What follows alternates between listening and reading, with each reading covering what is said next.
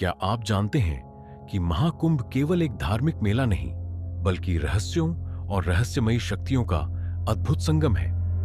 2012 में अर्जुन वर्मा, एक 19 साल का नौजवान, पहली बार अपने परिवार के साथ इलाहाबाद अब प्रयागराज के महाकुंभ मेले में गया।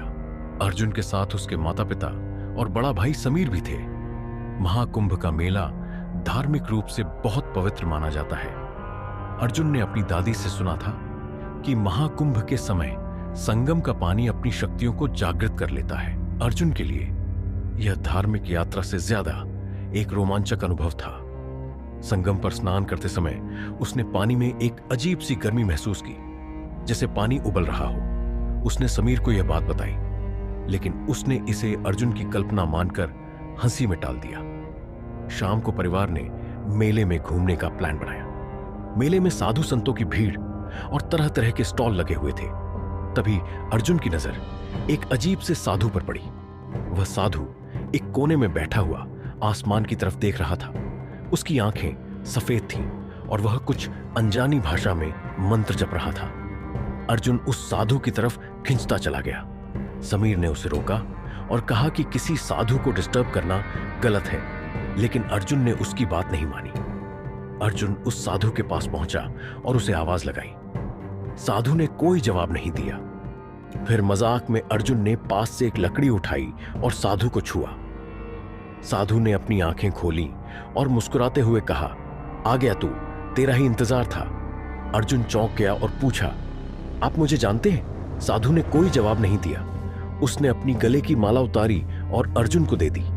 साधु ने कहा, इसे पहनकर रात को सो जाना, कल तुम्हें सारे जवाब मिल जाएंगे। अर्जुन ने बिना सोचे माला ले ली और परिवार के पास लौट आया। रात को जब अर्जुन माला पहनकर सोया तो उसने भयानक सपना देखा। उसने खुद को एक अंधेरे जंगल में खड़ा पाया, जहां बड़े बड़े पेड़ों में आग लगी हुई थी। उस आग से पूरा आसमान लाल हो गया था। तभी उसे गहरी आवाज सुनाई दी, तू मुझे लेने आया था, अब तेरे साथ चलने का समय आ गया। वह काला साया अर्जुन के करीब आया और उसकी ओर इशारा किया। फिर अचानक वह साया अर्जुन के अंदर समा गया। अर्जुन डर के मारे चिल्लाते हुए उठ बैठा।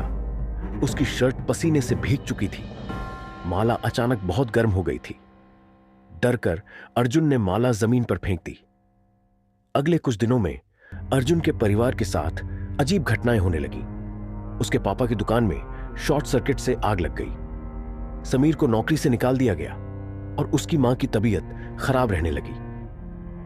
एक दिन अर्जुन अपनी अलमारी साफ कर रहा था। तभी उसे वही माला अलमारी में रखी मिली। उसने मम्मी से पूछा तो उन्होंने बताया कि उन्होंने माला संभाल कर रख दी थी। अब अर्जुन को यकीन हो गया कि सारी परेशानियों की वजह यह माला है। इस बार अर्जुन ने माला कचरे में फेंक दी, लेकिन उसी रात उसे लगा कि कमरे में कोई है। उसने पीछे मुड़कर देखा तो कोने में वही लाल आंखों वाला काला साया खड़ा था। वह साया धीरे धीरे अर्जुन के पास आया और कहा, संगम वापस आ जा। अर्जुन डर के मारे चुपचाप अगली सुबह बिना किसी को बताए इलाहाबाद के लिए निकल गया। सफर के दौरान उसने महसूस किया कि वह काला साया उसके साथ है। जब वह महाकुंभ पहुंचा तो सीधे उस साधु को ढूंढने लगा। साधु को पाकर वह उनके चरणों में गिर गया और माफी मांगने लगा। साधु ने गुस्से में कहा, तूने मेरी आराधना भंग की थी, अब तू इसका दंड भुगतेगा। अर्जुन ने फूट फूट कर माफी मांगी। साधु ने माला वापस लेकर अपने गले में डाल ली। जैसे ही माला गई, अर्जुन को हल्का महसूस होने लगा।